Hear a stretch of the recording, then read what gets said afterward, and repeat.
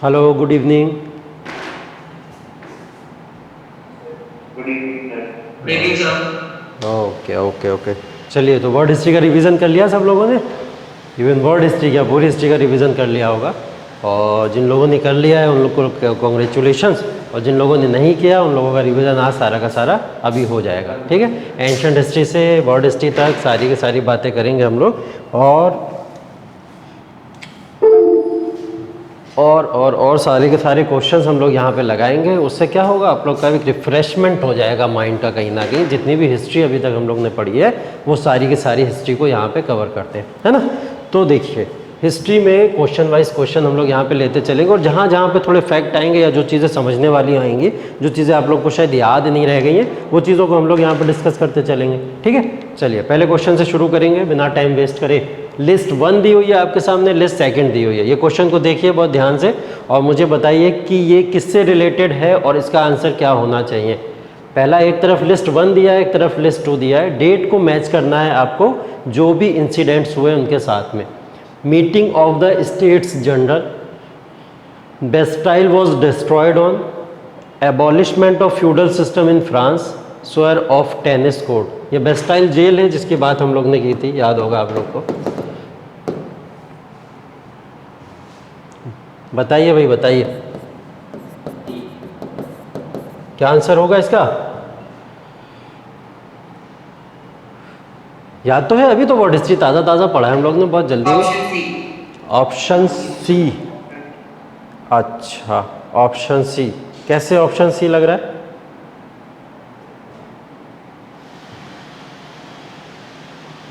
Meeting of the state general, Louis 16 याद होगा आप लोगों को।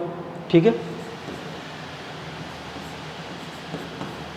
लुईस 16 याद है आप लोगों को। लुईस 16 ने क्या करा था, सबसे पहले यहाँ पे एक मीटिंग बुलाई थी, जनरल की मीटिंग बुलाई थी। तो मीटिंग ऑफ स्टेट जनरल कौन सी डेट को बुलाई गई थी वो तो हमको पता है। सबसे पहले देख लो चारों डेट्स में कौन सी हैं, क्योंकि सबसे पहला इंसिडेंट फ्रांस में यही हुआ था। ठीक है, हाँ, तो इसको इससे कर दो। ठीक, जैसे ही इसको इससे करा, A का 4 हो गया। A का 4 का मतलब ये हटा दो और ये हटा दो, 2 एलिमिनेट होगा बहुत आसानी से। अब आंसर कौन से बच रहे हैं, C बचेगा या तो फिर B बचेगा आपका। ठीक, अब बोला है कि दूसरा, इसके अंदर बताओ दूसरा इंसिडेंट कौन सा हुआ था। तुरंत जैसी मीटिंग हुई थी, मीटिंग में क्या हुआ था, इनका 4000 वर्ड के जो रिक्वायरमेंट्स थी या डिमांड थी उसको कैंसिल कर दिया था इसने। जैसे ही कैंसिल किया था, हाँ, सोर of the tennis court. Tennis court के अंदर सब लोग पहुंचे थे और वहाँ पे एक शपथ ली थी कि हम लोग विद्रोह करेंगे। ठीक है, तो डी कहाँ चला जाएगा भाई, डी चला जाएगा 1 पे चला जाएगा। देख लो डी 1 पे किधर जा रहा है, इसमें तो नहीं जा रहा है भाई। किस में जा रहा है, इसमें जा रहा है। ठीक है, तो ए और डी को देखते ही हमें पता लग गया। बाकी बेस्टाइल वाज डिस्ट्रॉयड ऑन, देख लो बी का कौन सा हो जाएगा, फिर ये हो जाएगा आपका 14 जुलाई। तीसरी इंसिडेंट इसके अंदर क्या हो गया, 14 जुलाई को बेस्टाइल जेल को इन लोग ने तोड़ दिया, वहाँ पे घुस गए अंदर से। ठीक है, abolishment of feudal system in France, C का क्या हो जाएगा, सेकंड हो जाएगा। जैसे ही उसको तोड़ा, फ्यूडल सिस्टम को ख़त्म किया, और वहाँ पे एक जनरल असेंबली की मीटिंग हो गई थी और जनरल असेंबली ने वहाँ पे उसका प्लेस ले लिया। ठीक है, चलिए इजी क्वेश्चन था, आप लोग मैच करोगे, इसको मैच के हिसाब से कर लोगे। क्वेश्चन देखने में बहुत बड़ा लग रहा है लेकिन छोटा क्वेश्चन है। ठीक है, तो आंसर क्या होगा इसका, बी हो जाएगा। खैर चलिए सेकंड क्वेश्चन पे आते हैं। The state of India where the Jallianwala Bagh is situated, कौन से स्टेट है, Punjab is the correct answer. Jallianwala Bagh से रिलेटेड कुछ चीज़ें, जलियांवाला बाग की डेट बताओ, कौन सी डेट में कब हुआ था ये, डेट क्या थी, 13 अप्रैल 1919। किसके अगेंस्ट में प्रोटेस्ट चल रहा था जलियांवाला बाग जब हुआ था, रॉलेट एक्ट के। Very good very good very good very good, चीज़ें याद है मतलब आपको, वेरी गुड। चलिए नेक्स्ट क्वेश्चन पे, the year of the partition of Bengal क्या था, 1905। 1905 के अंदर बंगाल का डिवीज़न हुआ था। बंगाल को डिवीज़न करने वाले गवर्नर का नाम बताइए, governor general Lord Curzon. Very good, Lord Curzon इसके गवर्नर जनरल थे इस समय में। और ये बताइए कि जब पार्टीशन ऑफ बंगाल हुआ था तो उस समय में जो 2 ग्रुप बने थे कांग्रेस के, कौन कौन से ग्रुप थे,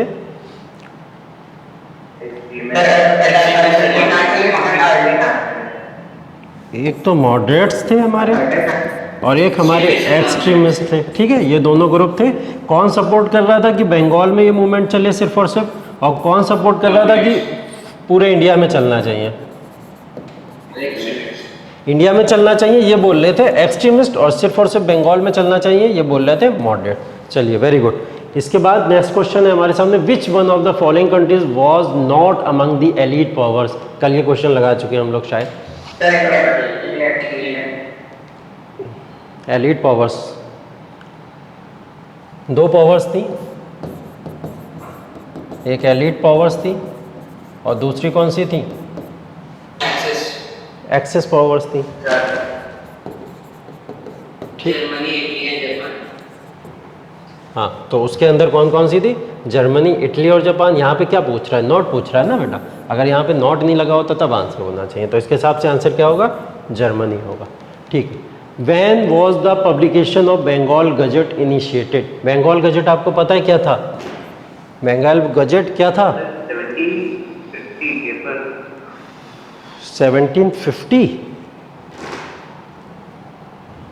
बंगाल गैजेट पहला न्यूज़पेपर था जो इंडिया के अंदर आया था। मैंने बताया था आपको, फर्स्ट न्यूज़पेपर इंडिया के अंदर आया था जो कि इंग्लिश लैंग्वेज में था।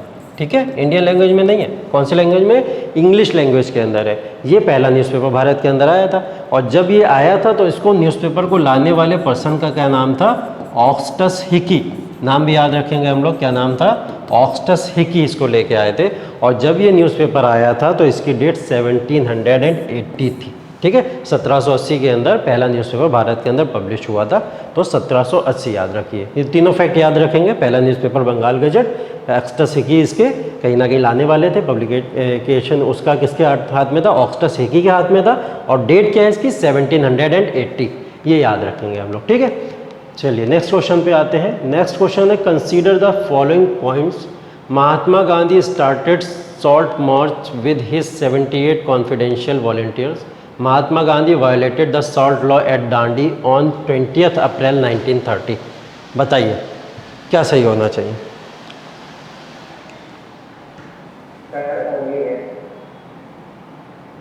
Only B?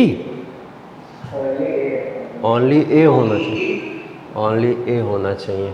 Okay okay okay, ठीक है। देखो इस क्वेश्चन के अंदर क्या देखना है आपको?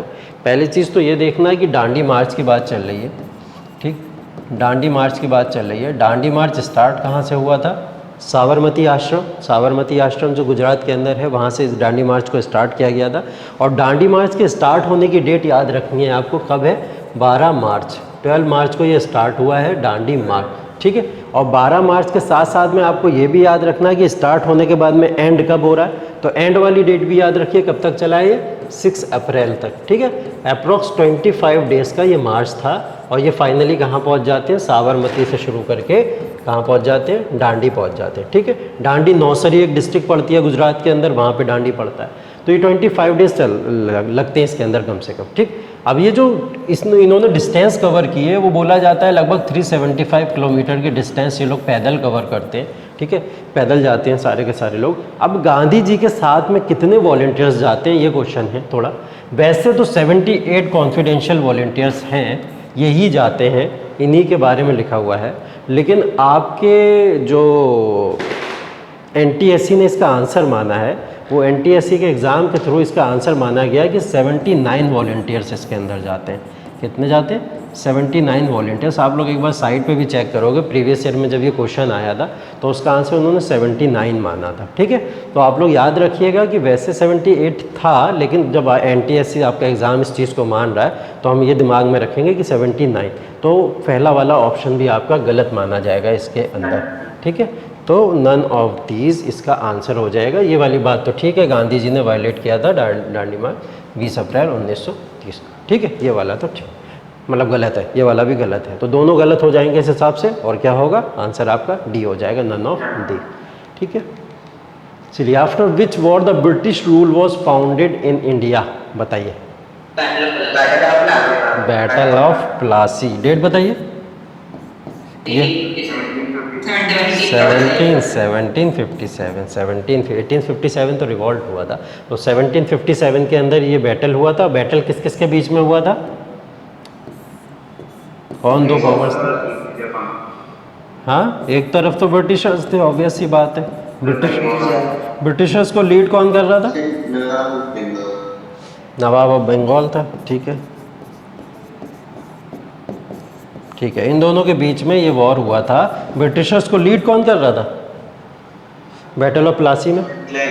Robert Clive. Very good, Robert Clive कर रहा था। नवाब ऑफ बंगाल यहाँ कौन लीड कर रहा था? बैटल ऑफ प्लासी की बात चल रही है, बक्सर की बात नहीं है। सिराजुद्दौला, यहाँ पे आएंगे आपके सिराजुद्दौला, ठीक है, सिराजुद्दौला। तो ये हो गया हमारा बैटल ऑफ प्लासी, जिसके अंदर से हम लोग मानते हैं कहीं ना कहीं पहली बार ब्रिटिश रूल ने कहीं ना कहीं भारत के अंदर स्थापित होना स्टार्ट कर दिया। ठीक है, तो battle of Plassey. Next question, when was the great economic depression between the two world Wars held? कल बताया है मैंने आपको,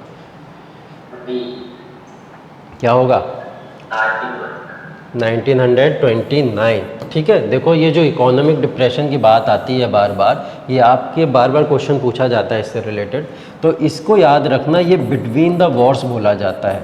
जो इकोनॉमिक डिप्रेशन है उस इकोनॉमिक डिप्रेशन को बिटवीन द वॉर्स बोला जाता है, और ये बिटवीन द वॉर्स जो हैं वो world war 1 and world war 2, इन दोनों वॉर्स के बीच का जो पूरा का पूरा टाइम पीरियड था वो बोला जाता है इकोनॉमिक डिप्रेशन। और उसमें भी जो मेजर पोर्शन है इकोनॉमिक डिप्रेशन का, उसको माना जाता है 1929 से लेकर 1940। ठीक है, 1940 ये टाइम पीरियड माना जाता है जो इकोनॉमिक डिप्रेशन का मेन रीजन था। ठीक है, चलिए नेक्स्ट क्वेश्चन है, हु कंपोज आनंद मठ? आनंद मठ थी एक, ठीक है, उसको कंपोज करने वाला पर्सन कौन था ये पूछ रहा है इसमें। ऑप्शन डी, बंकिम चंद्र चट्टोपाध्याय, एकदम सही आंसर है, बंकिम चंद्र चट्टोपाध्याय। क्या थी आनंद मठ? आनंद मठ के बारे में किसी को पता है कुछ?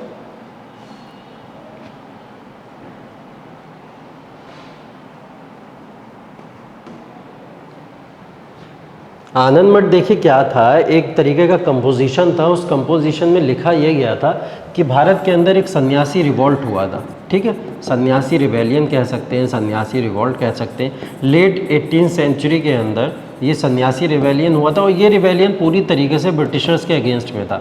जो भी ब्रिटिशर्स थे, जितने भी फार्मर्स वगैरह थे या उस टाइम के लोकल रूलर्स, कॉमन पीपल थे, उनके अगेंस्ट में जितनी भी एक्सप्लॉयटेशन उनका कर रहे थे, उसके अगेंस्ट में सन्यासी रिवॉल्ट हुआ। उस सन्यासी रिवॉल्ट को बड़ी ही खूबसूरती से कंपोजिशन में तैयार किया गया। वो तैयार करने का कंपोजिशन क्या था? आनंद मठ था। ठीक है, तो आनंद मठ याद रखिएगा, बंकिम चंद्र चटर्जी ने लिखी थी। कब लिखी थी ये डेट भी याद रखिएगा, 1882। ठीक है, ये कुछ फैक्ट हैं इससे रिलेटेड आसपास के मैं आपको बताता चल रहा हूँ कि अगर ये क्वेश्चन नहीं बनेगा तो ये क्वेश्चन बन जाएगा, इस तरीके का क्वेश्चन बन जाएगा। तो ऐसे क्वेश्चन के आसपास के फैक्ट भी याद रखते चलिए नेक्स्ट क्वेश्चन, चलिए आ गया पहले ही आंसर इसका। सिल्क रूट के बारे में करेक्ट पूछा था। ठीक है, सिल्क रूट के बारे में करेक्ट पूछा था। करेक्ट क्या है? पहले तो बात ये बताइए कि सिल्क रूट के बारे में आप लोग कुछ जानते हैं? सिल्क रूट क्या था?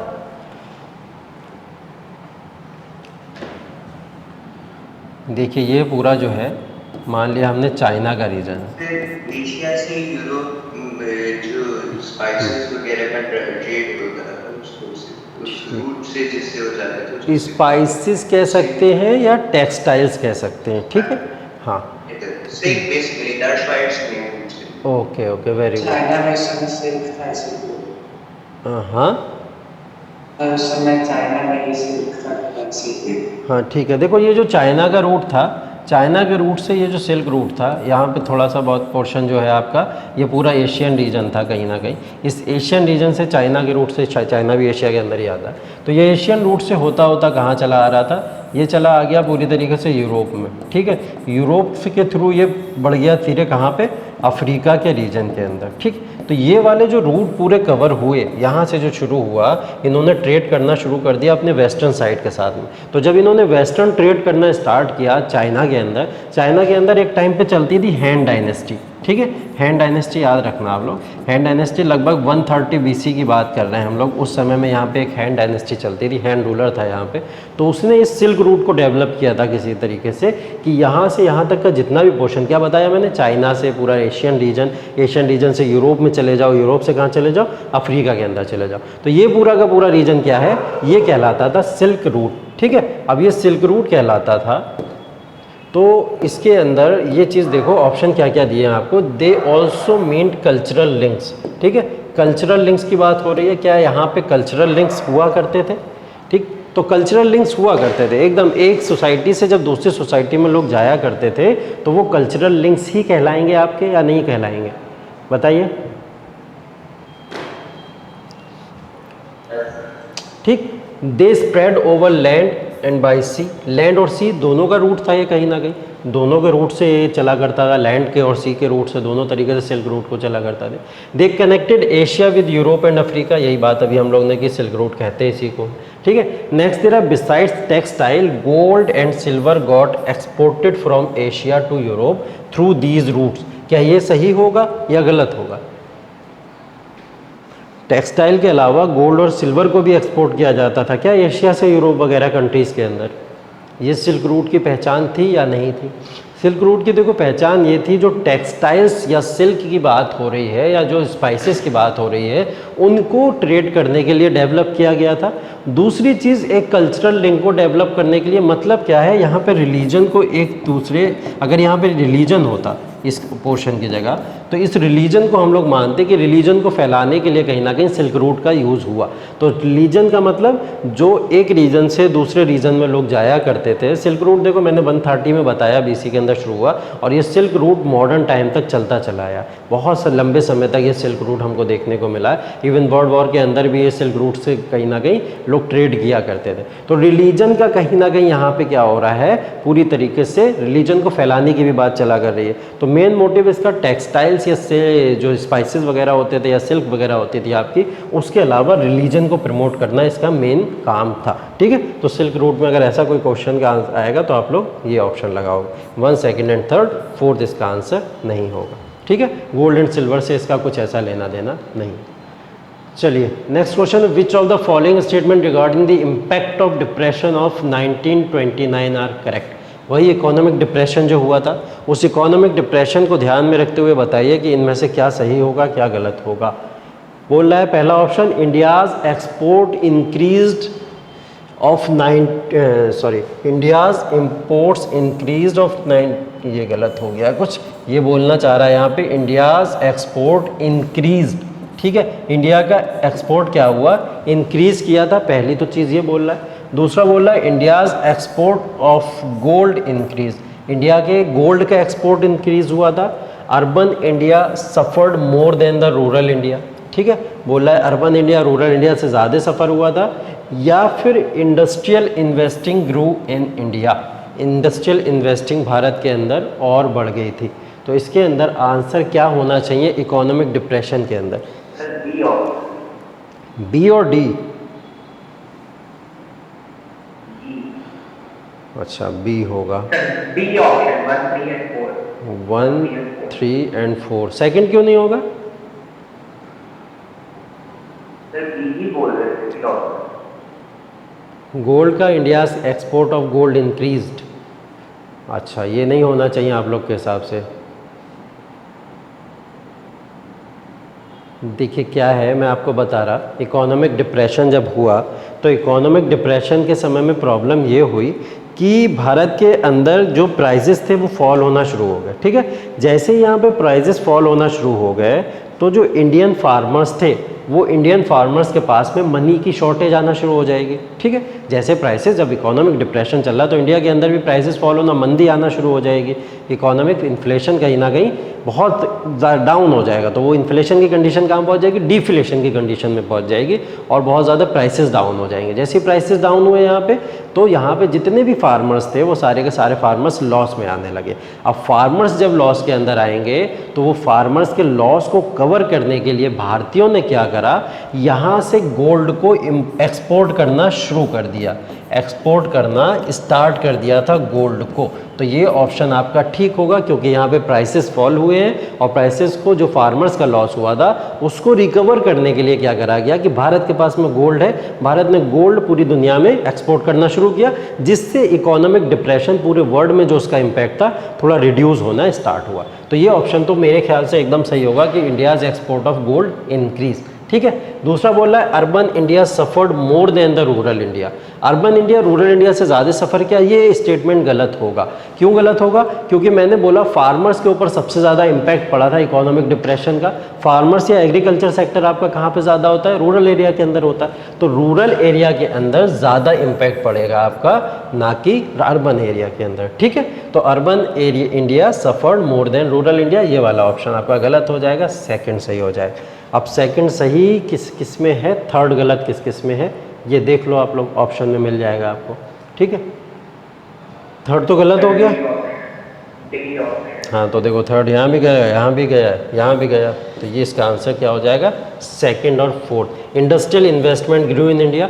इंडिया के अंदर इंडस्ट्रियल इन्वेस्टमेंट कैसे ग्रो होना शुरू हो गया? क्योंकि इंडियंस ने क्या करा, फोर्स करा गवर्नमेंट को कि भारत के अंदर जो इंडस्ट्रीज़ हैं, उस इंडस्ट्रीज़ के ऊपर, जो इंडियन इंडस्ट्रीज़ है उनके ऊपर किसी भी तरीके का इकोनॉमिक डिप्रेशन का असर नहीं पड़ना चाहिए, जिससे प्रॉब्लम भारत के लोगों को हो। ठीक है, तो इसलिए यहाँ पर गवर्नमेंट को मजबूरन क्या करना पड़ा, इंडस्ट्री का ग्रो भी करना पड़ा। तो इसका ऑप्शन ये होगा। ठीक है, तो आंसर इसका क्या होगा? D, second and fourth. ठीक, चलिए नेक्स्ट क्वेश्चन पे आते हैं। Which of the following statement about the non cooperation movement are correct? Non cooperation movement बहुत अच्छे से पढ़ा है आपने, नॉन कॉपरेशन मूवमेंट के बारे में बताइए। ठीक, ये जस्टिस पार्टी मैंने आपको नहीं बताया था उस टाइम पे। जस्टिस पार्टी से रिलेटेड एक चीज़ बस बता दे रहा हूँ आपको। जस्टिस पार्टी आपकी मद्रास के अंदर बनी थी। ठीक, और मद्रास के अंदर जब ये बनी थी 1920 के अंदर, तो 1920 के अंदर जब ये पार्टी बनी जस्टिस पार्टी, तो जस्टिस पार्टी बनने के बाद में इकलौती ऐसी पार्टी थी जिसने नॉन कॉपरेशन मूवमेंट के अंदर भारतीय का समर्थन ना करते हुए भी इलेक्शन में पार्टिसिपेट किया था। हालांकि नॉन कॉपरेशन मूवमेंट में पूरी तरीके से मना कर दिया गया था, कोई भी इंडियंस किसी भी तरीके का कोई पार्टिसिपेशन किसी भी चीज़ में नहीं करेगा, लेकिन जस्टिस पार्टी ने पार्टिसिपेशन किया था इलेक्शंस के अंदर। अब बता देंगे आप लोग, आंसर बताइए क्या होगा? D option, second, third and fourth. Second, third and fourth. अभी तो मैंने ये बताया, फर्स्ट वाला तो करेक्ट हो गई बेटा, फर्स्ट वाला सी होगा। ओके, वन, देखो देखो देखो देखो, ये तो करेक्ट होगा पहली चीज़। अभी मैंने जैसा स्टेटमेंट आपको बताया सारा का सारा, कि जस्टिस पार्टी एक लौती पार्टी थी जिसने इलेक्शन के अंदर मद्रास में पार्टिसिपेट किया। ठीक, पहला ऑप्शन सही होगा। तो पहले ऑप्शन सही का मतलब ये वाला तो पहले ही कट जाएगा, डी जिसने बोला वो नहीं होना चाहिए। Nationalist lawyers did not join back to the courts. या नॉन कॉपरेशन मूवमेंट कभी ख़त्म ही नहीं हुआ, या नॉन कॉपरेशन मूवमेंट के बाद में किसी लॉयर ने वापस आके ज्वाइन ही नहीं किया? ऐसा तो नहीं हो सकता ना कि nationalist lawyers did not join back the courts, वापस से नॉन कॉपरेशन मूवमेंट हल्का हुआ, कमज़ोर हुआ, उसके बाद में लॉयर्स वापस आए, उन्होंने नॉन कॉपरेशन मूवमेंट के बाद में कोर्ट्स को वापस से ज्वाइन कर लिया। ठीक है, तो ये तो ऑप्शन क्या होगा? The nationalist lawyer did not join back the courts, ये तो गलत हो जाएगा फिर। ठीक है, गलत जैसे ही होगा, अब ये सेकंड वाला भी हटा दीजिए आप। अब क्या बचा? 1 and 3 होगा या 1 and 4 आंसर होगा। अब देखिए क्या बोल रहा है, the taluqdars were targeted. Taluqdars ये आपके ज़मींदार्स थे एक तरीके से, जो क्या करा करते थे, ज़मींदार्स मतलब लैंडलॉर्ड्स वगैरह क्या करते थे, जो टैक्स पड़ा करता था, ज़्यादा टैक्स ब्रिटिशर्स जब फार्मर्स से लिया करते थे, तो ये लोग उनको क्या करते थे, उनसे कहीं ना कहीं उनका एक्सप्लॉयटेशन करते थे, उनसे ज़्यादा की डिमांड करते थे, ज़्यादा की मांग किया करते थे। तो इनके अगेंस्ट में क्या हुआ था, भारत के अंदर एक पीजेंट रिफॉर्म हो गया। पीजेंट रिफॉर्म, एक पर्सन थे बाबा रामचंद्र। कौन थे? बाबा रामचंद्र एक पर्सन थे, और ये अवध के अंदर थे। कहाँ थे? अवध के अंदर। अवध के अंदर इन्होंने एक पीजेंट रिवॉल्ट कर दिया, किसके अगेंस्ट में? इन ताल्लुकदार्स के अगेंस्ट में। तो हाँ, बिल्कुल सही ऑप्शन है कि ताल्लुकदार्स वर टारगेटेड, तो थर्ड आंसर भी इसका होगा। तो इस हिसाब से 1 and 3 बन रहा है। फोर्थ देख लेते हैं, the import of foreign cloth decline and the export of Indian textiles increase many fold. ठीक, बोला है फॉरेन क्लोथ का क्या था इम्पोर्ट, ये तो आप स्टेटमेंट पढ़ के ही बहुत आसानी से जज कर सकते हो कि फॉरेन क्लोथ का ये ऐसा रीज़न क्यों नहीं हुआ। ऐसा रीज़न इसलिए नहीं हुआ, बोला import of foreign cloth declined and the export of Indian textiles increase. Indian textiles का एक्सपोर्ट बोल रहा है कि बहुत ज़्यादा बढ़ गया था। तो इंडियन टेक्सटाइल का एक्सपोर्ट इतना ज़्यादा कुछ खास बढ़ा नहीं था, क्योंकि इंडिया के अंदर जितनी भी टेक्सटाइल्स की चीज़ें बनती थी वो क्या होती थी, महंगी होती थी, कॉस्टली हुआ करती थी। लेकिन जो फॉरेन गुड्स हुआ करती, जैसे चाइनीज़ सामान खरीदते हो, इंडियन सामान से कहीं ना कहीं सस्ता ही होता है। तो इस तरीके से ये ऑप्शन उसी हिसाब से कंपेयर कर लोगे तो गलत बैठ जाएगा। तो आंसर इसका क्या होगा आपका? 1 and 3। ठीक है, next, which of the following regarding the constitution of 1791 and the status of women in France are correct. बताइए, ये आप लोग को तो पढ़ा है बहुत अच्छे से। बस एक ऑप्शन मिल जाएगा आपको, आप सारे ऑप्शन सही कर दोगे इसमें।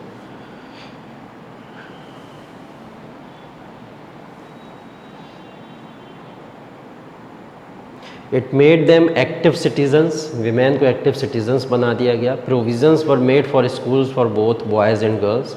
Divorce rules were made stringent. Provisions were made for training women for jobs. ठीक है, एक चीज़ मैंने आपको बताई थी, दो तरीके के सिटीजन्स बने थे इसके अंदर, एक एक्टिव थे और दूसरे कौन से थे, पैसिव सिटीजन्स थे। ठीक, एक्टिव सिटीजन्स को वोटिंग राइट था, ये बताया था मैंने आपको। ठीक, और पैसिव सिटीजन्स को वोटिंग राइट नहीं था। पैसिव सिटीजन्स में वीमेन आती थी जिनको वोटिंग राइट नहीं था। वीमेन डिप्रेस क्लासेस या अंडर 25 एज के जो भी पर्सन होते थे या जो टैक्स पे नहीं करते थे वो पैसिव सिटीजन्स थे, तो वो सारे के सारे उसके अंदर आएंगे। तो पहला ऑप्शन तो गलत हो गया भाई कि ये तो नहीं होगा। ठीक है, पूछ रहा है कौन सा करेक्ट है, तो पहला गलत हो जाएगा, पहला गलत हुआ, ये हट जाएगा आपका। ठीक, बोला provisions were made for schools for both boys and girls.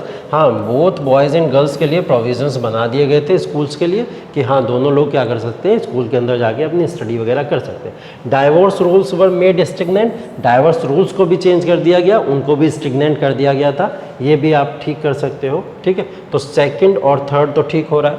Second और थर्ड किस में, इसके अंदर है सेकेंड और third. The provisions were made for training women for jobs, women को जॉब्स के लिए ट्रेनिंग भी प्रदान की जाती थी, तो इस हिसाब से आंसर क्या होगा आपका, डी हो जाएगा। चलिए नेक्स्ट पे आते हैं। Arrange the following historical development in a chronological sequence. ये अरेंज कर दीजिए बहुत जल्दी से। बोला Rowlatt Act, previous question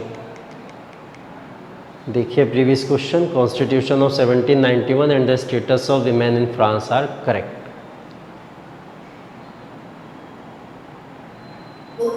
okay, चलिए नेक्स्ट क्वेश्चन, इसको अरेंज कर दीजिए जल्दी से। Rowlatt Act, Kheda Satyagraha, Champaran movement, Ahmedabad mill strike. तो सबसे पहले क्या हुआ था, ऑप्शन सी, ये वाला ऑप्शन डी। अच्छा बताओ, डेट बताओ, चंपारण मूवमेंट कब हुआ है, 1917 के अंदर। ठीक है, सबसे पहले तो यही आ जाएगा थर्ड वाला ऑप्शन, तो इसको हटा दो भाई और इसको हटा दो, ये दोनों हटा दो। ठीक, थर्ड के बाद में चंपारण मूवमेंट के बाद में देख लो, ये खेड़ा सत्याग्रह कब आया है, 1918 में आया है। अहमदाबाद भी 1918 के अंदर आई है। चलो ये दोनों सेम ईयर है। इसके बाद आ जाते हैं 1919 पे, ये सबसे लास्ट में आया है। तो 1900 देख लो, वन किस में सबसे लास्ट में आ रहा है, थर्ड, और वन इसमें लास्ट में आ रहा है। तो सेकंड पे कौन सा हो जाएगा, खेड़ा सत्याग्रह, क्योंकि खेड़ा सत्याग्रह मार्च 1918 में हुआ था, अहमदाबाद मिल स्ट्राइक अगस्त 1918 के अंदर हुई थी। ठीक है, इस तरीके से आप इसको लगा लो, सिंपल क्वेश्चन है। चलिए next question, who among the following has been called the Napoleon of India. Bharat का नेपोलियन किसको बोला जाता है, समुद्रगुप्त को बोला जाता है। समुद्रगुप्त कौन था भाई, समुद्रगुप्त कौन था, गुप्ता डायनेस्टी का रूलर था, गुप्ता डायनेस्टी का रूलर था। इसको क्या बोला जाता है, नेपोलियन ऑफ इंडिया बोला जाता है। इसका रेन वगैरह याद है किसी को, कौन से टाइम में था समुद्रगुप्त, टाइम पीरियड कुछ याद है, लिस्ट बनवाई थी मैंने। एडी में था, बीसी में था, एडी में था। वेरी गुड, 335 एडी से लेके 375 एडी तक ये टाइम था इसका। ठीक है, तो याद रखिएगा समुद्रगुप्त, गुप्ता डायनेस्टी का 335 से 375। इतना फैक्चुअल याद रखने की ज़रूरत नहीं है, लेकिन एक आइडिया याद रखिएगा कि लगभग मिड 300 सेंचुरी के अंदर इसको रूलर बनाया गया था वहाँ। ठीक है, who was the greatest conquer of France, France का ग्रेटेस्ट कॉन्क्योर कौन है, आसान क्वेश्चन, नेपोलियन बोनापार्ट। ठीक है, नेपोलियन बोनापार्ट इसका आंसर होगा, ये गलत लगा हुआ है। चलिए, हाँ ये तो लग ही गया। मैच द फॉलोइंग, यहाँ पे आपकी डायनेस्टीज़ हैं कुछ, हर्यक डायनेस्टी है, ठीक है, और मौर्य डायनेस्टी है, सातवाहन डायनेस्टी है, कुषाण डायनेस्टी है। 4 डायनेस्टी है, 4 रूलर हैं। डायनेस्टी के आगे रूलर लगाने हैं आपको। रूलर का नाम बताइए जल्दी जल्दी से, कौन कौन से रूलर हैं, कहाँ कहाँ पे। बिंदुसार बताइए कौन सी डायनेस्टी से था, तो ऑप्शन हाँ बिंदुसार कौन सी डायनेस्टी से था, मौर्य डायनेस्टी से तो भाई बिंदुसार होगा, मौर्य डायनेस्टी से तो बिंदुसार होगा। हार्यक डायनेस्टी से कौन होगा? बी का 1 देख लेते हैं किस में है भाई, बी का 1 इसमें है, बी का 1 इसमें, ऑप्शन ए इकलौता आंसर है। हार्यक डायनेस्टी से कौन था आपका? उदयन था, ठीक है। उदयन कौन था? उदयन था अजातशत्रु का बेटा, ठीक है, जिसने अजातशत्रु को मार के गद्दी ले ली थी, ठीक। सातवाहन डायनेस्टी देख लो, सातवाहन डायनेस्टी में गौतमीपुत्र सातकर्णी ये रूलर हुआ करते थे, और कुषाण डायनेस्टी के रूलर कौन थे? कटफिसिस 1, ठीक है। ये सब लोग लगभग फर्स्ट एडी के आसपास के हैं, ये भी फर्स्ट एडी के आसपास के हैं, ठीक। और मौर्य डायनेस्टी और ये हार्यक डायनेस्टी आपको पता है। खैर चलिए, तो इसका आंसर क्या हो जाएगा? ये हो जाएगा। नेक्स्ट क्वेश्चन पे आते हैं जल्दी से। Rearrange the following chronological order, इनको जल्दी से अरेंज कर दीजिए। कौन सा रिवॉल्यूशन कब हुआ था इसके बारे में बताइए। ए होगा, सेकंड फ्रेंच। अच्छा, और कोई कुछ बोल रहा है?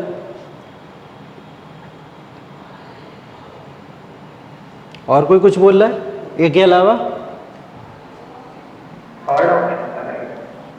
थर्ड हो। अच्छा भाई, ये देखिए जो अमेरिकन रिवॉल्यूशन है, ये अमेरिकन रिवॉल्यूशन हुआ था 1765 से लेके 1791 तक। ये मैंने आपको पढ़ाया इसलिए नहीं क्योंकि रिलेवेंट नहीं है आपके लिए, आपके क्वेश्चन सिर्फ इससे रिलेटेड इतना ही बनेगा कि अमेरिकन रिवॉल्यूशन कब हुआ था, ठीक है। वो इसीलिए छोड़ा था, क्वेश्चन में बता देंगे आपको। तो अमेरिकन रिवॉल्यूशन 1765 से 91 के टाइम पीरियड के अंदर हुआ। फ्रेंच रिवॉल्यूशन आपको पता है कब हुआ है? 1789 के अंदर हुआ है, ठीक। रशियन रिवॉल्यूशन आपको पता है कब हुआ है? कब हुआ है रशियन रिवॉल्यूशन? 1917 के अंदर हुआ है। और चाइनीज़ रिवॉल्यूशन आपका हुआ है 1949 के अंदर। अब लगा लो जल्दी से अमेरिकन रिवॉल्यूशन, उस हिसाब से C option is the correct option, ठीक है। चलिए, which of the following contains the famous Gayatri mantra, बता दो जल्दी से गायत्री मंत्र किसमें है? कौन से वेद है?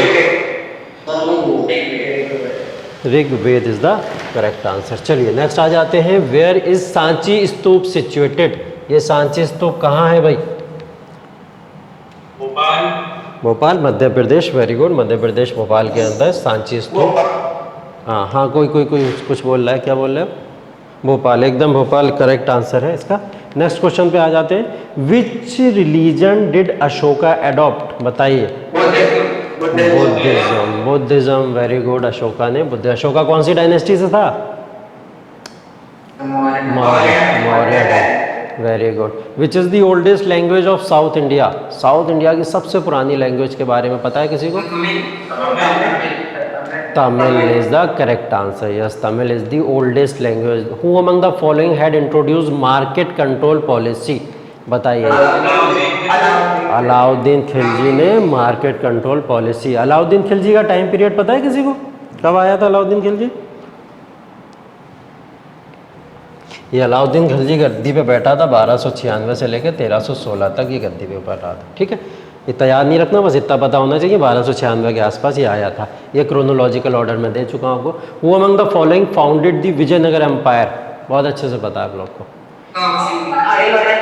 Option B Hariharan Bukka. कब की थी भाई? विजयनगर एम्पायर को कब इस्टेब्लिश किया था इन्होंने? 1336 के अंदर, ठीक है। 1336 के अंदर विजयनगर साम्राज्य को या विजयनगर एम्पायर को इस्टेब्लिश किया गया था। Next question, what was Barbarossa operation? कल बताया है आपको बारबरोसा ऑपरेशन क्या है। It was a plan. Option B name of Germany's invasion of Russia during world war second. Germany के ऊपर जब हिटलर ने अटैक कर दिया था तो उसी ऑपरेशन को क्या बोला गया था? Barbarossa operation. इसी से रशिया अगेंस्ट में हो गया था फिर इनके, और वो एलिट पावर में चला गया था। चलिए next question, who was the king of England during first round table conference? Round table conference, अच्छा ठीक है। राउंड टेबल कॉन्फ्रेंसेस कब कब हुई हैं? 3 हुई हैं, डेट बताइए। 1900, कहाँ से शुरू करें?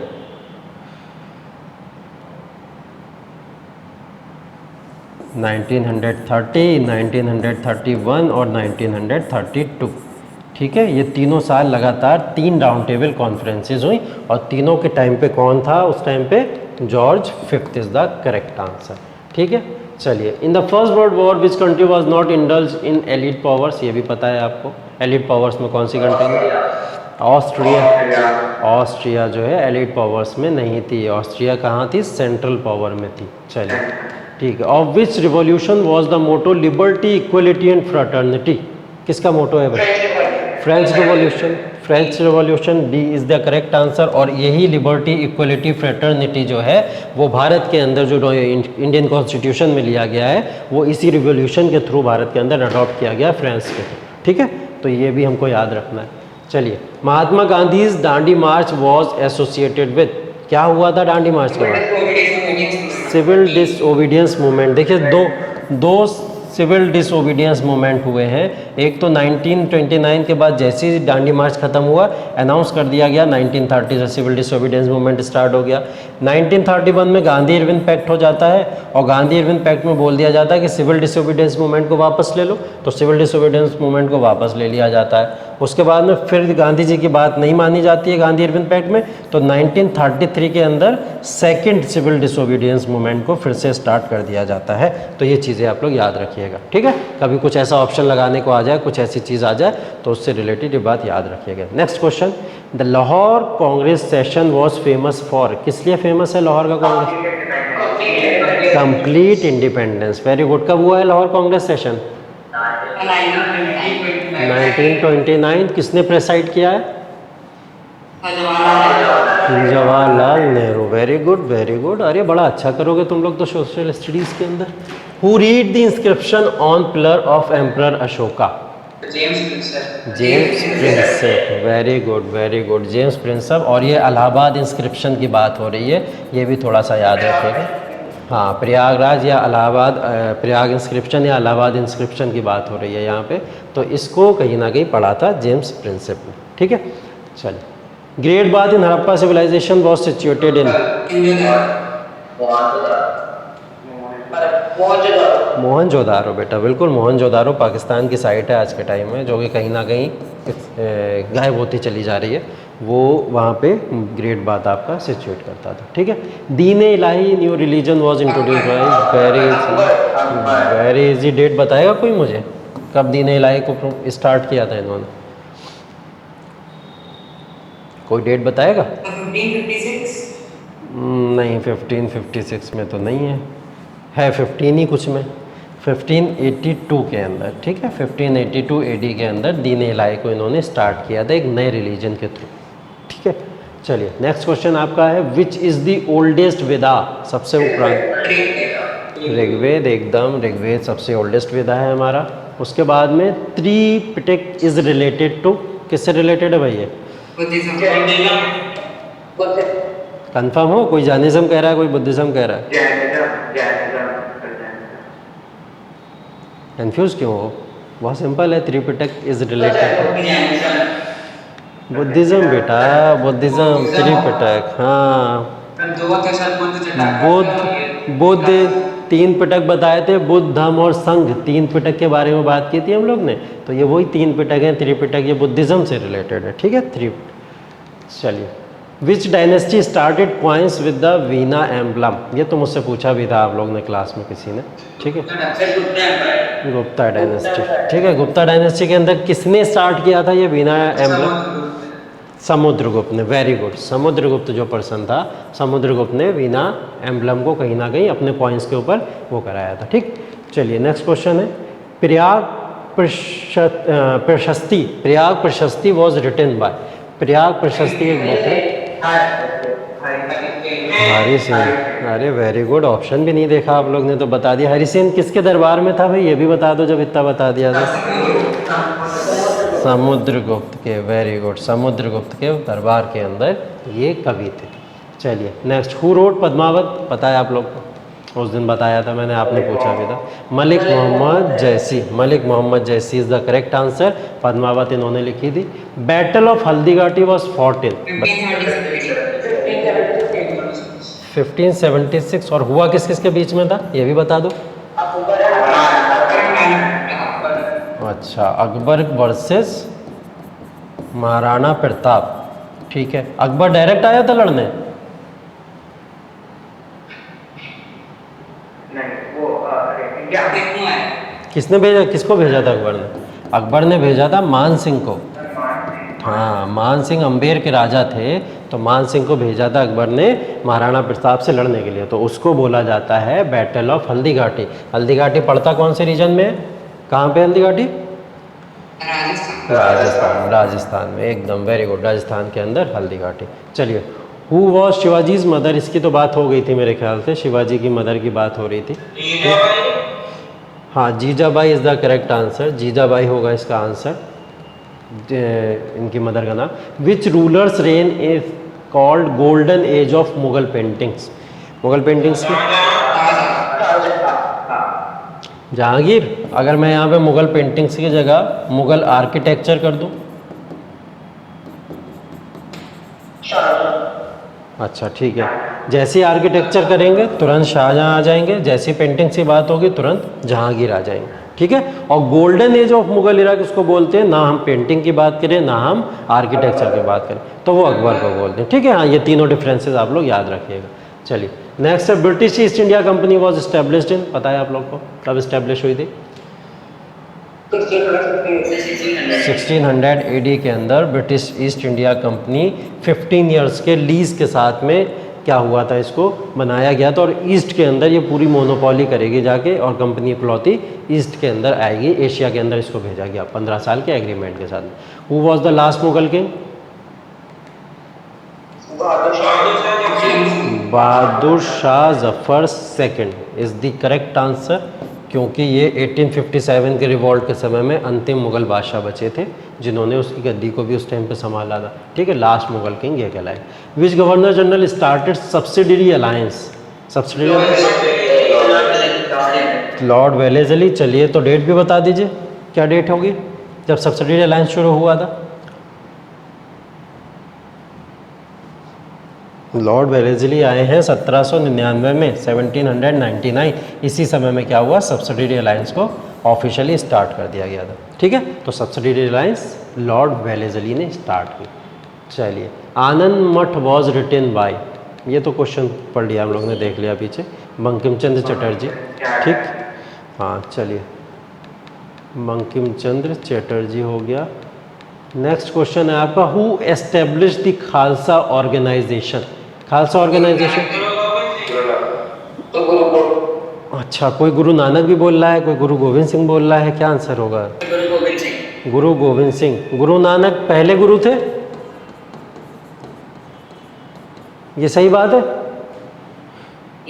गुरु नानक पहले गुरुदेव थे, ठीक है। तो पहले गुरुदेव के समय में तो किसी तरीके का कोई खालसा नहीं बना हुआ था। लास्ट गुरुदेव किसको बोला जाता है? गुरु गोविंद सिंह को बोला जाता है, जो कि 10th गुरु थे उस समय, ठीक है। तो 10th गुरु जो थे गुरु गोविंद सिंह, इन्होंने क्या करा था, 5 Ks बताए थे मैंने आपको। खालसा किसको बोलते हैं हम लोग?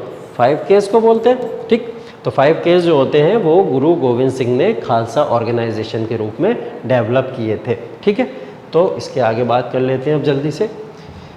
नेक्स्ट क्वेश्चन है, who was the president of first session conference of Congress? बताइए, कांग्रेस के। हाँ, व्योमेश चंद्र बनर्जी, ठीक है। व्योमेश चंद्र बनर्जी इसके पहले प्रेसिडेंट थे। और ये पहला सेशन हुआ कब था कांग्रेस का? 1885 के अंदर कांग्रेस का पहला सेशन हुआ। उसके WC बनर्जी अध्यक्ष थे आपके। अब मुझे ये बताइए हुआ कहाँ पे था, अगर पूछ ले कौन सी जगह? मुंबई। उस टाइम बॉम्बे बोलते थे उसको, ठीक है, बॉम्बे बोलते थे, बॉम्बे का टाइम, ठीक। और ये बताइए अगर मैं सेकंड सेशन पूछूं आपसे 1886 का, वो कहाँ हुआ? वेरी गुड वेरी गुड, दादा भाई नौरोजी, कैलकटा की बात हो रही है। पूछ लूँ अगर मैं 1887 का तीसरा सेशन कहाँ पे हुआ था, या प्रेसिडेंट कौन था? सेकंड इतना इम्पोर्टेंट नहीं है जितना थर्ड वाला इम्पोर्टेंट है। नहीं, सुरेंद्रनाथ बनर्जी नहीं थे यहाँ पे। किसी को कोई आइडिया 1887 का? देखिए 18 नहीं बेटा, लखनऊ पैक्ट 1916 में हुआ था, 1916 के अंदर हुआ था। 1887 का इसलिए इम्पोर्टेंट है क्योंकि पहला मुस्लिम प्रेसिडेंट कांग्रेस के अंदर बना था, ठीक है। कोई पहला मुस्लिम प्रेसिडेंट था वो कांग्रेस के अंदर अध्यक्ष बना था, इसलिए ये वाला इंपॉर्टेंट है। और उनका नाम भी आपको इंपॉर्टेंट इसलिए याद रखना है, उनका नाम था बदरुद्दीन तैयब जी। क्या नाम था? बदरुद्दीन तैयब जी। ठीक है, पहले मुस्लिम प्रेसिडेंट थे कांग्रेस के अंदर, इसलिए इनका नाम 1887 में हमको याद रखना पड़ता है कि ये बदरुद्दीन तैयब जी 1887 में पहले कांग्रेस के प्रेसिडेंट बने थे, पहले मुस्लिम कांग्रेस के प्रेसिडेंट बने थे। ठीक है, अब ये वाला सेशन आपका हुआ है, ये भी याद रखना, ये सेशन आपका हुआ है मद्रास के अंदर। कहाँ हुआ है? मद्रास के अंदर। तो पहले 3 सेशन इंपॉर्टेंट है आपके लिए, तीनों सेशन याद रखो। 1885 डब्ल्यू.सी. बनर्जी बॉम्बे, 1886 दादाभाई नौरोजी कैलकाटा और 1887 बदरुद्दीन तैयब जी मद्रास। ठीक है, ये तीनों सेशन इस तरीके से याद रखो। बाकी जो इंपॉर्टेंट सेशन थे वो सब तो आप लोग ने देखा ही है, जैसे लखनऊ पैक्ट वगैरह से रिलेटेड, या जिसके अंदर ये मद्रास के अंदर बेटा, मद्रास के अंदर। ठीक है, मद्रास के अंदर हुआ था। ठीक है, तो ये 3 आप लोग याद रखिए। बाकी इंपॉर्टेंट जो भी सेशंस है वो इंपॉर्टेंट सेशन आप लोग ने देख के रखे हुए हैं, आप लोग को पता है। नेक्स्ट क्वेश्चन पे आ जाते हैं। फाउंडर ऑफ सत्य शोधक समाज वॉज, सत्य शोधक समाज का एक फॉर्मेशन किया है ज्योतिबा फुले। ठीक है, ज्योतिबा फुले एक सोशल रिफॉर्मर थे और इन्होंने क्या करा था, सत्य शोधक समाज की स्थापना की थी। और सत्य शोधक समाज का जो एम था, उसका टारगेट था, वो जो भी डिप्रेस्ड क्लासेस हैं, जो वीमेन हैं या जो भी दलित वर्ग से बिलोंग करता है, उनके लिए वर्क करना, ये इसका टारगेट या एम था सत्य शोधक समाज का। तो ये ज्योतिबा फुले ने इसका क्या किया था, फाउंडेशन किया था या फॉर्मेशन किया था। तो इस चीज़ को आप लोग याद रखिएगा। ये भी याद रखिएगा वो चीज़ कि इसका जो फाउंडेशन हुआ था वो फाउंडेशन पुणे के अंदर हुआ था, महाराष्ट्र। ठीक है, ये जगह भी याद रखिएगा। कभी कभी ये भी पूछ लेता है आपसे, कभी कभी आपसे डेट भी पूछ लेता है कि सत्य शोधक समाज का फॉर्मेशन कब हुआ था। ये हुआ था आपका 1873 के अंदर। कब हुआ है? 1873 के अंदर इसका फॉर्मेशन हुआ है। जैसे सत्य शोधक समाज पूछ रहा है आपका, ऐसी पूछ लेता है एक सभा है आपकी ब्रह्मो सभा। ठीक है, वेरी गुड वेरी गुड। राजा राम मोहन राय जो थे, उन्होंने इसको ब्रह्मो सभा को बनाया था। और ब्रह्मो सभा को बनाने के लिए डेट जो इसकी थी, वो डेट को भी याद रखिएगा, 1828 की बात हो रही है। ठीक है, ऐसे 2-3 ऑर्गेनाइजेशन है जो आपके क्वेश्चन में बार बार आपके पेपर में पूछ लेता है। तो ये वो वाले ऑर्गेनाइजेशन है, इनको थोड़ा सा आप लोग को याद रखना है बस। ठीक है, खैर नेक्स्ट क्वेश्चन पे आते हैं। नेक्स्ट क्वेश्चन हमारे सामने है, वो है the first governor of the Portuguese in India was. बताइए।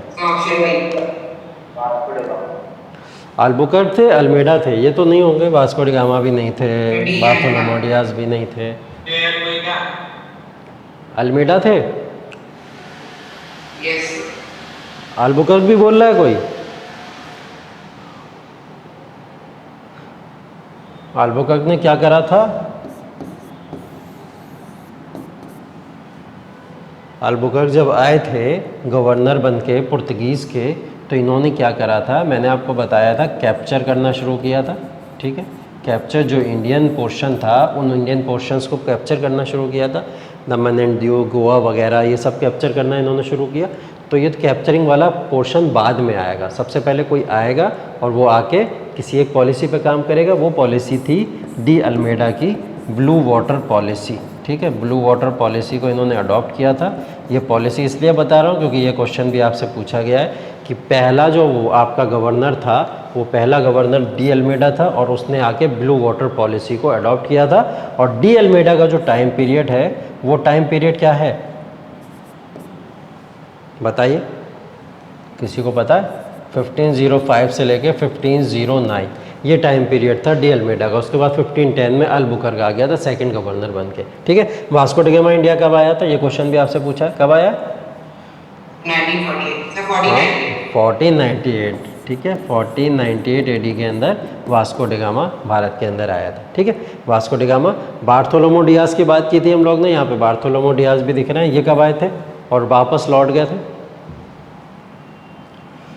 1487 एडी की बात की थी हम लोग ने कि 1487 के अंदर एक बार्थोलोमो डियाज थे जो कि इस रूट को पकड़ते हुए केप ऑफ गुड होप से, ये केप ऑफ गुड होप था, और इस केप ऑफ गुड होप से यहाँ से वापस रिटर्न कर गए थे। ठीक है, तो ये यहाँ से वापस चले गए थे बार्थोलोमो डियाज। और इसको आगे आगे किसने बढ़ाया था? इसको आगे आके इन्होंने बढ़ाया था और ये यहाँ पे पहुँचे थे। ठीक है, इसी तरीके से आपका एक क्वेश्चन पूछा है, यहाँ से हम लोग की स्लाइड तो एंड हो गई है, लेकिन 2-4 क्वेश्चंस की और बात करता हुआ जाऊँगा मैं। वो क्वेश्चन है आपके, जैसे एक क्वेश्चन आपसे पूछा गया था, एक क्वेश्चन आपसे पूछा गया है, इनकलाब जिंदाबाद, ये किसने स्लोगन दिया था? भगत सिंह। भगत सिंह। देखिए इसमें दो क्वेश्चन बनते हैं आपके। एक पूछता है कि किसने क्वाइन किया था, किसने पहली बार इसको यूज़ किया था इनकलाब जिंदाबाद को, और किसने इसको पॉपुलराइज्ड किया था या किसने इसको फेमस किया था। तो ऐसे 2 क्वेश्चन बनते हैं। अगर पॉपुलराइज्ड करने की बात आ जाए, फेमस करने की बात आ जाए, तो वो किया है भगत सिंह ने। किसने किया है? भगत सिंह ने। नो डाउट आप लोग भगत सिंह आंसर लगाओगे। लेकिन अगर पूछ ले कि इनकलाब जिंदाबाद को क्वाइन किसने किया या लिखा किसने, किसके द्वारा लिखा गया, दोनों तरीके के क्वेश्चन बनते हैं आपके इसमें, ठीक है। तो ये लिखने वाला पर्सन जो था, इनका नाम था मौलाना हसरत मोहानी। ये नाम आप लोग याद रख लीजिए, क्योंकि ऐसा क्वेश्चन आपसे पूछ सकता है। मौलाना हसरत मोहानी, इन्होंने क्या करा था, 1921 में इनकलाब जिंदाबाद के नारे को या स्लोगन को लिखा था, और इसको पॉपुलराइज करने वाला पर्सन कौन थे? वो थे भगत सिंह ने इसको पॉपुलराइज पूरी तरीके से किया था, ठीक है। तो ये चीज़ को आप लोग याद रखिएगा, इस तरीके का क्वेश्चन आपसे पूछ लेता है। हाँ, और कुछ तरीके के क्वेश्चन आपसे जो इसके अंदर पूछे गए हैं, वो ये पूछे गए कि मैंने आप लोग को गवर्नर्स या वाइसराय या गवर्नर जनरल की लिस्ट दे दी है पूरी तरीके से। उस लिस्ट को आप लोग एक तरीके से ज़रूर ध्यान से देख लीजिएगा कि कौन सा गवर्नर जनरल कब आया और क्या टाइम पीरियड था, उसके टाइम में मेन इंसिडेंट। एक बार रिवाइज करोगे सब चीज़ें याद हो जाएंगी आपको। एंशिएंट हिस्ट्री के अंदर पूछ लेता है क्रोनोलॉजी, सिर्फ आपसे क्रोनोलॉजी पे बात करेगा, तो उसकी क्या क्या क्रोनोलॉजी रही है वो क्रोनोलॉजी की बात कर लेगा, क्रोनोलॉजी पूछ लेगा। मेडिवल हिस्ट्री के अंदर आएगा तो दिल्ली सल्तनत हो गई, दिल्ली सल्तनत के बाद में मुगल्स हो गए, इनके टाइम पीरियड पूछ लेगा, कौन किसके बाद में आया, रूलर का समय क्या था, क्या क्या टाइम पीरियड था, ठीक है। मॉडर्न हिस्ट्री के अंदर मेन जो क्वेश्चन बनेंगे वो आपके वो फ्रीडम स्ट्रगल से बनेंगे। 1857 रिवोल्ट से आ जाएंगे कुछ क्वेश्चन, और मेजर क्वेश्चंस आपके इंडियन फ्रीडम स्ट्रगल से बनेंगे। वर्ल्ड हिस्ट्री की तरफ आप लोग मूव करोगे तो वर्ल्ड हिस्ट्री का क्वेश्चंस आपके वर्ल्ड वॉर 1 और 2 से थोड़े कम बनेंगे, इसके ऊपर ज़्यादा रिलाय मत करना। बहुत पूछेगा तो allied power, axis power, central power, ऐसे क्वेश्चंस पूछ लेगा। लेकिन मेजर क्वेश्चन जो इससे पूछेगा वो क्वेश्चन आपके फ्रेंच रिवॉल्यूशन, रशियन रिवॉल्यूशन, ऐसे रिवॉल्यूशन से कहीं ना कहीं ये क्वेश्चंस आपके बनेंगे, ठीक है। तो इन चीज़ों को याद रखना। बाकी हिस्ट्री को हम लोग क्या करेंगे, यहीं पे अब पूरी तरीके से पैकअप करते हैं हिस्ट्री का। इससे रिलेटेड अगर कोई डाउट्स और आगे की कोई क्वेरीज होंगे, मैंने आपको यहाँ पे अभी तक जितने भी क्वेश्चन सॉल्व करा दिए हैं वो सारे के सारे क्वेश्चन या तो आपके प्रीवियस अभी आपने जो टेस्ट दिए हैं उनसे रिलेटेड है, या प्रीवियस NTSC के एग्ज़ाम में आ चुके हैं, या वो क्वेश्चन है जो एक्सपेक्टेड इस एग्ज़ाम में आने की बहुत पूरी संभावना है।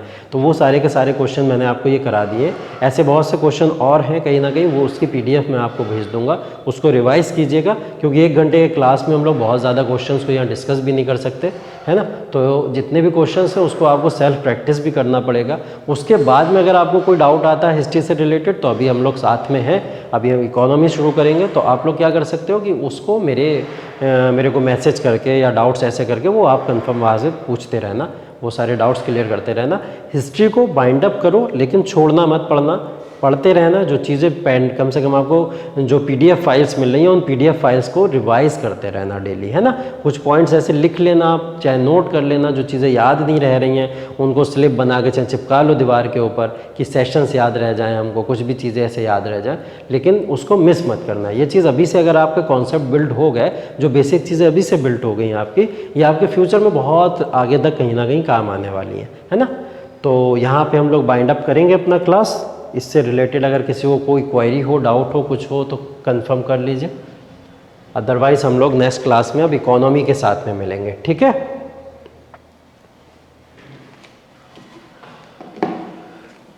ओके, चलिए फिर see you in the next class. Thank you so much, bye bye, take care, good night.